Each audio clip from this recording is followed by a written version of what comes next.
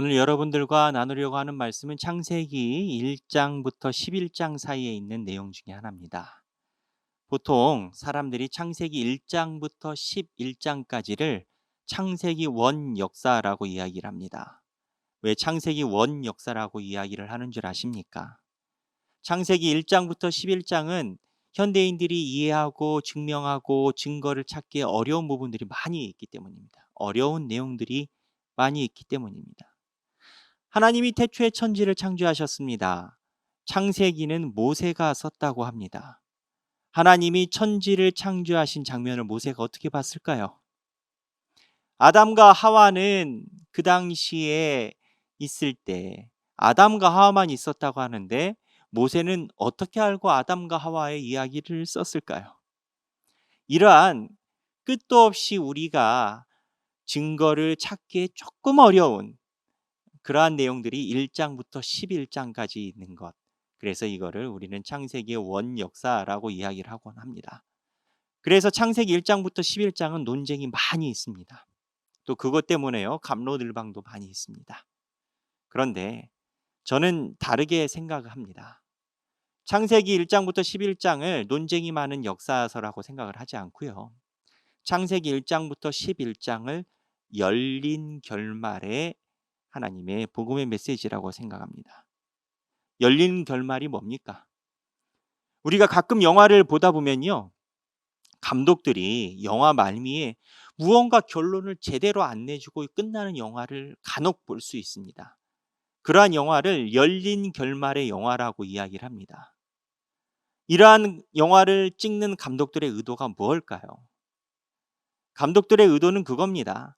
감독들이 가지고 있는 주관적인 영화의 결과를 시청자들에게 주는 게 아니고 시청자들이 또 하나의 감독이 돼서 자기 삶 속에 반영해서 시청자 중심적으로 이 영화의 끝을 내라. 이게 열린 영화의 끝입니다. 그러니까 열린 영화의 의도는요. 감독이 원하는 결론을 영화에서 가져가는 게 아니고요. 시청자들의 삶이 다 다르고 환경이 다르고 성별이 다 다르기 때문에 그 다른 환경 조건 속에서 각자 삶에 맞는 메시지를 가져가라. 이게 열린 영화의 특징입니다. 그래서 열린 영화를 추구하는 영화는요. 맞다 그르다에 집중하는 게 아니라 시청자들의 삶의 포인트가 되어 있습니다. 저는 창세기 1장부터 11장을 그렇게 봅니다. 창세기 1장부터 11장은요. 유독 다른 성경에 비해서 소위 열린 결말이라고 불릴 수 있는 열려져 있다고 볼 수 있는 그런 내용들이 많이 있습니다. 그러다 보니까 해석도 다양합니다. 그 해석이 어떤 게 맞을까요? 해석이 맞고 틀리는 게 중요하지 않습니다. 우리에게 열려있는 하나님의 메시지가 사람마다 다 다를진데 그 메시지가 우리에게 무엇을 주느냐가 중요한 것 아니겠습니까? 가인이 왜 하나님께 배제됐을까요? 이거에 대해서 오랫동안 고민하고 연구한 학자가 있습니다. 허셀 홉스라는 목사님과 모리스라는 유명한 학자입니다. 그들은 가인이 왜 하나님께 버림받았나에 대해서 본인들의 신학을 탄탄하게 구성을 했습니다. 가인이 왜 문제였나요? 제가 예전에 여러분들과 한번 나눴던 내용 중에는 가인이 문제였던 이유가 무언지 분명히 알 수 없고 하나님이 주권적으로 선택했을 때 가인이 받아들이지 못한 게 문제였다라고 이야기를 했습니다. 그 또한 진실입니다. 그런데 이 허세롭스와 모리스는 다른 각도에서 봤습니다. 가인의 문제는 재물에서부터 시작을 했다는 겁니다. 제가 예전에 여러분들과 나눈 것은 재물 그 다음의 파트입니다. 근데 오늘은 본격적으로 재물을 짚고 이야기를 하는 겁니다. 왜 재물이 문제일까요? 가인이 땅의 소산물로 하나님께 드린 제사가 문제였을까요? 헙스와 모리스는 그게 문제였다라고 이야기를 합니다. 왜? 하나님께 드리는 제사는 태초부터 식물이 아닌 동물이 우선됐었어야 된다라는 겁니다. 그리고 제사의 방식을 보면 하나님께서 식물과 밀가루, 고운 가루로도 제사를 드릴 수 있도록 하셨지만 첫 번째 번제인 소, 양 이러한 비둘기를 통해 동물 제사가 모세오경에서도 우선순위 되는 제사였다는 겁니다. 이 이야기를 하면 사람들이 대번에 하는 이야기가 그렇습니다. 아니, 모세오경에 나오는 레위기 제사법은 가인 한참 후에 그 다음에 있었던 이야기고, 가인이 그 제사법을 어떻게 알았으며 하나님이 무슨 이야기를 그때 하셨습니까? 가인의 제사가 무슨 문제라고 이야기를 합니까? 라고 당연히 이야기할 수 있습니다. 저도 그리 생각을 했습니다. 그런데 그들의 주장은 그렇지 않습니다. 그들은 뭐라고 이야기를 하냐면, 하나님께서 에덴 동산에서 아담과 하와가 범죄를 했을 때 하나님이 손수해 주신 행위가 하나가 있었다는 겁니다. 그게 뭐였습니까? 바로 아담과 하와에게 가죽 옷을 입혀 주셨다는 겁니다. 우리는 그 본문을 그냥 쉽게 지나갑니다. 근데 생각을 해보면 의미가 굉장히 깊은 본문입니다. 여러분, 가죽은 무엇으로 만들어지나요? 지금이야 뭐 인조 가죽도 많고, 인조 가죽이 아니어도 그거를 합성할 수 있는 여러 기술이 있습니다만, 원래 가죽 옷의 핵심 요소는, 핵심 성분은 동물의 가죽입니다. 아담과 하와가 가죽 옷을 입었다는 얘기는 무슨 이야기일까요? 아담과 하와가 그 가죽 옷을 입기 위해서 어느 동물인가는 죽임을 당하고 가죽에 벗김을 당했었어야 된다는 그러한 귀결로 간다는 겁니다. 즉, 하나님이 아담과 하와가 범죄하고 나서 가죽 옷을 입혔다는 것을 우리는 우리를 보호하기 위해서 하나님께서 입혀주셨다만 생각을 하지만, 그 생각이 맞습니다만, 하나님이 가죽 옷을 입히기 위해 아담과 하와의 죄를 대속이라고까지는 할 수는 없습니다만, 그와 같은 뉘앙스를 가져갈 수 있는 동물의 제사에 준하는 행동을 하시고 아담과 하와에게 가죽 옷을 입혀주셨다는 겁니다. 그에 반해 아담과 하와는요, 하나님께서 가죽 옷을 입혀주시기 전에 이미 옷이 있었습니다. 성경 본문에 의하면 선악과를 따먹고 나서 아담과 하와가 눈이 밝아져서 제일 먼저 한 게 뭡니까? 무화과 나무로 자기의 옷을 가리키고 자기의 몸을 가렸습니다. 아담과 하와가 가죽 옷을 받을 때는 자기가 가지고 있었던 무화과 나무 옷과 하나님이 주신 가죽 옷이 두 가지가 있었습니다. 홉스와 모리스는 그렇게 이야기를 합니다. 가인이 아버지 어머니와 함께 오랫동안 살았다면 하나님이 왜 아담과 하와에게 가죽 옷을 주셨고 그 가죽 옷이 무엇을 의미하는지 가인이 몰랐을 리 없다는 겁니다. 즉, 가인은 하나님께서 보호해주고 아담과 하와를 지켜주기 원하셨던 동물의 피를 봤었어야만 제사가 됐다는 겁니다. 근데 가인이 그 동물의 피의 제사를 피했다는 겁니다. 그렇다면 우리는 이러한 생각을 할 수 있습니다. 가인은 왜 동물의 피의 제사를 피했을까요? 왜 피했을까요? 홉스와 모리스는 이러한 주장을 합니다. 동물의 피보다는 식물의 무화과 나무와 식물의 소산이 훨씬 깔끔하고 젠틀하고 무언가 문화적인 우위로 보일 수밖에 없다는 겁니다. 깔끔하다는 겁니다. 그에 반해 피의 제사는 무언가 정리되어 있지 않고, 그리고 잔혹하고 이해하기 어려운 부분이 있다는 겁니다. 여러분, 동물이 죽는 거 보신 적 있습니까? 우리는 지금도 마트에 가면 소고기 사 먹을 수 있고 돼지고기 사 먹을 수 있습니다. 사람들이 소고기와 돼지고기를 맛있게 즐겁게 행복하게 먹는 제일 원인이 뭐라고 생각하십니까? 많은 공급? 저는 그렇게 생각하지 않습니다. 현대인들이 소고기와 돼지고기를 맛있게 먹을 수 있는 비결은 소와 돼지가 도살당하는 장면을 우리는 보지 않기 때문입니다. 동물이 도살당하는 장면 여러분 보신 적 있습니까? 저는 거의 없습니다. 어렸을 때 집을 가다가, 그때는 시골이었으니까 동네 어른들이 소위 이제 복날에 멍멍이탕을 해 드신다고 개 한 마리를 잡아서 거꾸로 매달아 놓고 개의 털을 제거하기 위해서 불을 지르고 있는 장면을 제가 어렸을 때 본 적이 있습니다. 개의 털을 태워야 고기를 먹을 수 있으니까. 저는 그 장면이 너무 참혹했습니다. 죽은 개가 불타고 있는 장면이 섬찟했습니다. 하나님께서 피의 제사, 가죽 옷을 만드시는 장면, 그리고 가인이 하나님이 만드신 방법대로 피의 제사를 드려야 되면 가인은 동물을 죽여야 됩니다. 근데 그렇게 따져보면요, 우리 기독교 안에 참 이해하기 어려운 부분이 있습니다. 우리 기독교는요, 피의 제사가 중심인 종교입니다. 우리는 예수 그리스도의 보혈의 피로 사함을 받았습니다. 예수 그리스도의 보혈의 피로 언약에 맺은 바 되었고, 예수 그리스도의 보혈의 피를 기념하기 위해 예수 그리스도의 몸과 피를 기념하기 위해 성찬식을 합니다.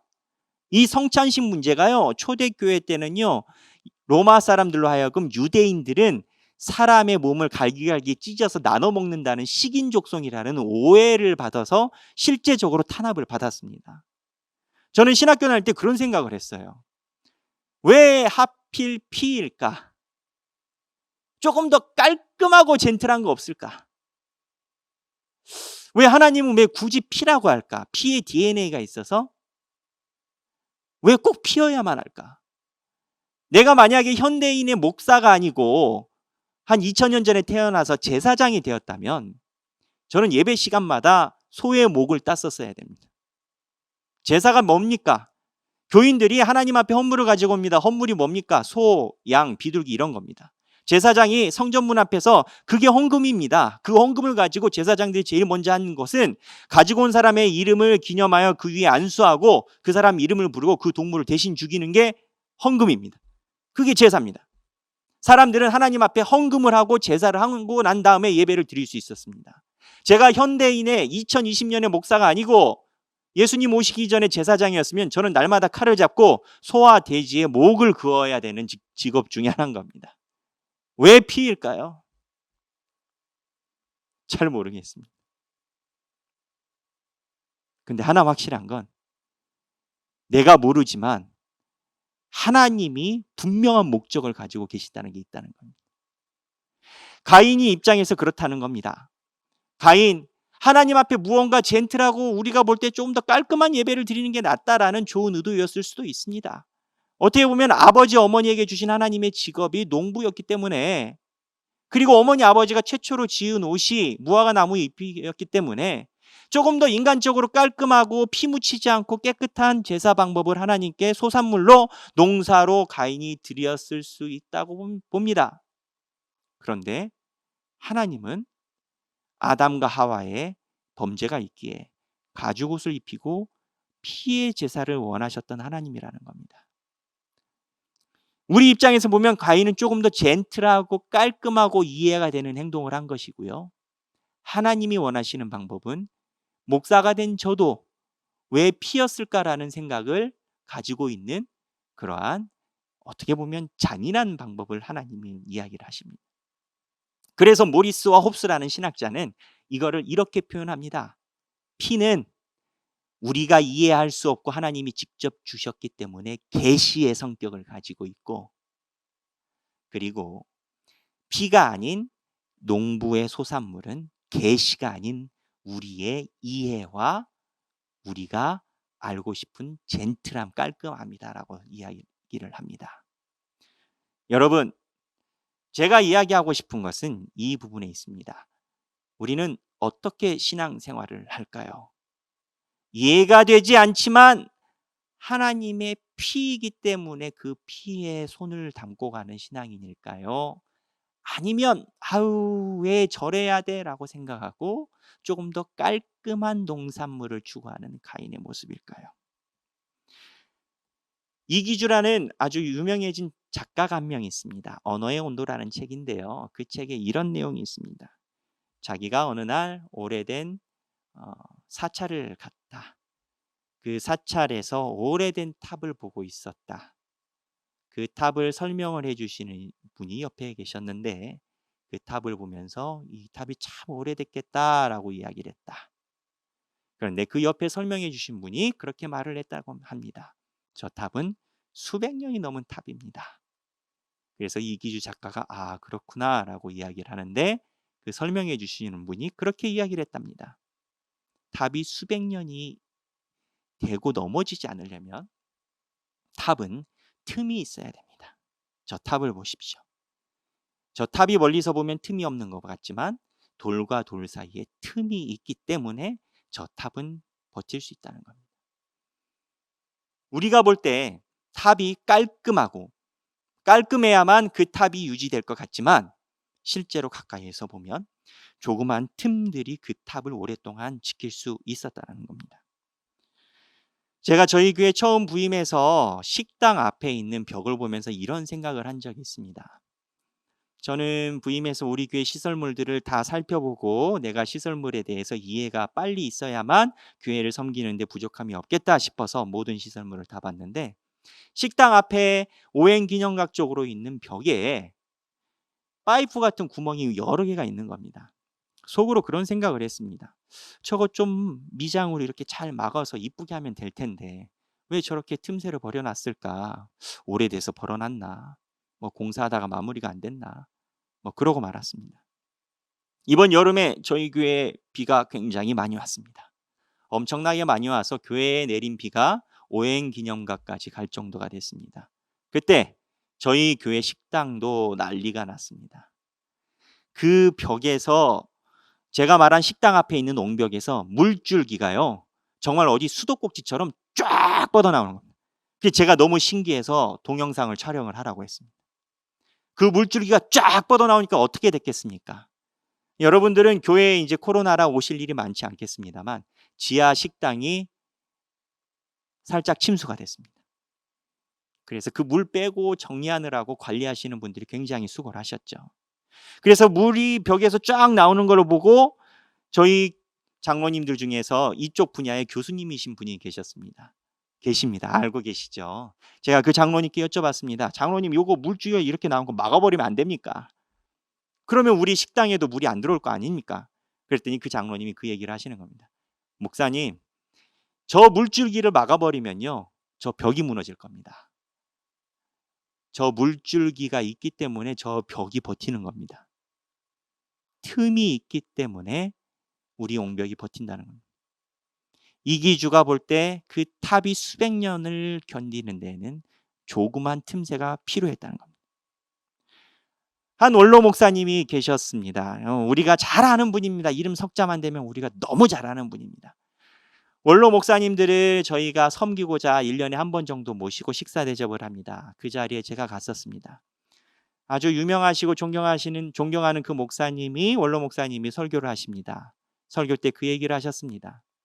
내가 은퇴를 하고 주일 설교를 안 서니까 시골 교회에서 와서 설교해 주라는 일들이 많이 있다. 어느 날 조그만 시골 교회를 갔다. 그 시골 교회를 갔는데 그 교회 설교 마치고 나니까 거기 권사님이 목사님, 저희가 이제 교인이 한 20명 되고요. 저희가 그동안 원래를 좀 해왔는데 오늘은 목사님이 계시니까 그동안은 목사님이 안 계셨고 작은 교회라서 목사님 계실 때 저희 재직회 좀 하면 어떻습니까? 그래서 그 목사님 아유 그러자고 해서 재직회를 진행해 드렸다고 합니다. 한 20명 좀 안 되는 교인이 앉아서 조그만 방에서 재직회를 하는데 회개복을 하는데 어느 집사님이 손을 딱 들더랍니다. 남자 집사님이. 그러더니 도대체 이 회계장부가 몇 달째 이렇게 영수증이랑 안 맞느냐라고 지적을 하기 시작했다는 겁니다. 내용을 들어보니 매달 결산하는 돈이 한 20만 원 되는데 20만 원 되는 돈 중에 그렇게 몇천 원, 몇백 원이 영수증이랑 잘 안 맞는다는 겁니다. 그랬더니 아까 재직회를 요청했던 그 권사님이 그분이 아마 회계이셨다 것으로 보입니다. 그 권사님이 벌떡 일어나더니 내가 연초부터 나 회계 안 한다고 몇 번을 이야기를 했느냐. 근데 당신네들이 하기 싫다고 나한테 회계를 맞추고 지금 우리가 몇 달째 지금 이거 끝자리가 안 맞는다고 계속 회의를 하는데 나 이러면 회계 못한다 하고 난리가 났다는 겁니다. 그리고 한 2시간 동안 옥신 각신 요거 왜 영수증이 안 맞냐 이거 몇백 원은 어디 갔냐 하고 난리가 났다는 겁니다. 원로 목사님이 그 이야기를 하면서 무슨 이야기를 하셨겠습니까? 여러분, 저는 가인에 대해 허세롭스와 모리스의 이야기를 들으면서 제 스스로 이런 생각을 했습니다. 내 마음에 하나님이 이해가 안 되는 핏부림, 그 핏부림에 대해서 이해보다는 내가 깔끔하고 젠틀하게 이해할 수 있는 농부의 길을 내가 선택한 것은 없는가? 사실 신앙이라는 게 이해를 가져가기 위해서 신앙을 가져가는 게 아니라 하나님을 보기 위해서 이 신앙생활을 가져가는데, 내가 원하는 이해, 내가 깔끔하고 싶은 것, 내가 정리하고 싶은 것, 내가 딱 맞추고 싶은 것을 만들기 위해서 내 신앙생활을 보낸 것은 아닌가. 때로는 피처럼 생수에 한 방울만 들어가도 피로 얼룩져 버리고, 검은색 물에다가 피를 뿌려도 피냄새가 진동을 할 수밖에 없는 피처럼, 무언가 정리되지 않고 때로는 그 과정을 보면 잔인해 보이고, 때로는 피하고 싶고, 때로는 지저분해 보이고, 수습이 되지도 않고, 피의 색깔을 막을 방법도 없고, 이러한 것을 바라보며 하나님의 계시, 내가 이해되지 않지만 하나님의 뜻이 무엇인가, 하나님의 계시에 대해서 내가 과연 집중하면서 신앙생활을 했을까, 이런 생각을 했습니다. 가인과 아벨, 오늘 이야기에서 하고 싶은 것은 그럽니다. 저는 어느 누구보다도 이성적인 것을 추구하고 어느 누구보다도 깔끔한 삶을 살고 싶어하는 목회자입니다. 이해가 되지 않으면 좀처럼 합의하고 협의하고 싶은 마음이 조금도 없는 사람이라고 볼 수도 있을 겁니다.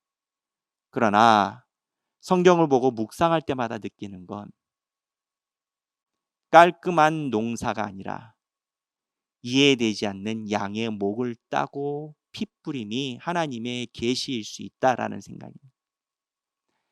내가 원하는, 내가 이루고 싶은 것이 투사, 다른 사람들에게 반영돼서 나는 그렇게 못 살아도 당신은 그랬었어야지, 아니면 내 집안은 그렇게 안 돼도 교회는 그래야지, 내가 회사에서 그렇게 살지 못해도 교회는 깔끔해야지 라는 그러한 투사의 방향으로 내가 살았던 것은 아닌가.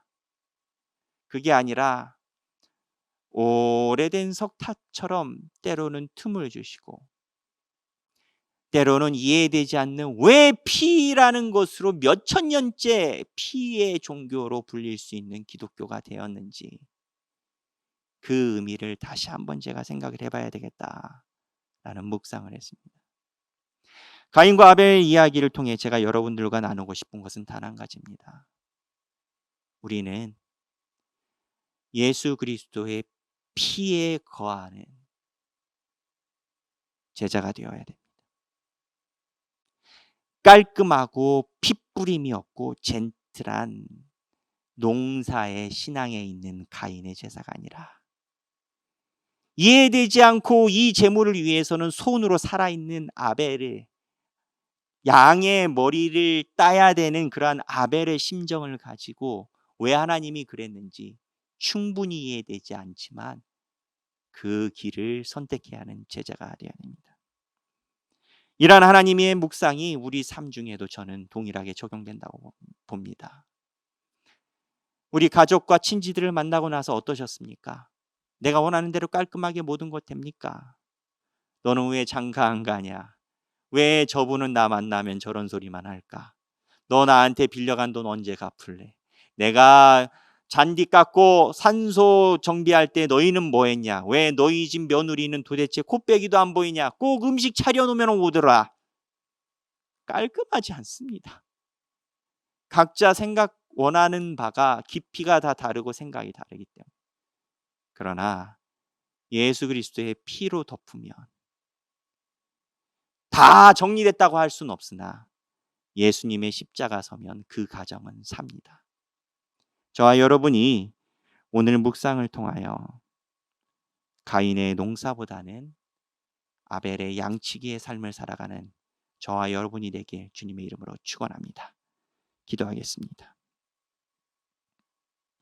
하나님, 저희가 깔끔한 신앙생활 하기 원합니다. 그런데 깔끔한 신앙생활, 젠틀한 신앙생활, 신사적인 신앙생활보다 때로는 하나님의 피에 눈을 돌리고, 이해가 되지 않고 정리되지 않고 무언가 부산한 것 보이지만 주님이 바라보고 계신 그곳에 십자가를 세우는 우리가 되게 하여 주옵소서.